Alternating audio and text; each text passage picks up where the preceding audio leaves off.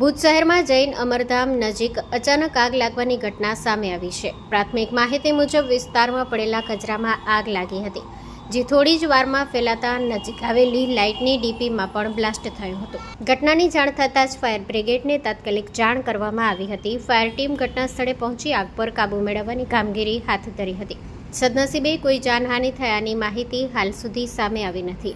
આગ લાગવાનું ચોક્કસ કારણ જાણવા વધુ તપાસ હાથ ધરવામાં આવી છે। સ્ટોરી રિપોર્ટ બાય કરણ વાઘેલા, ભુજ।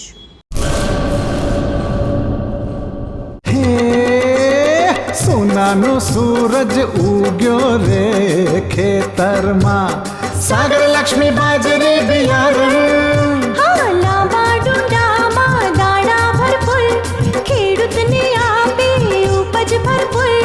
સાગર લક્ષ્મી બાજરી બિયારણ। સાગર લક્ષ્મી એગ્રીસીડ્સ ઉત્પાદિત હાઇબ્રિડ બાજરી બિયારણ જ વાવો। લક્ષ્મીનો સાગર એટલે સાગર લક્ષ્મી।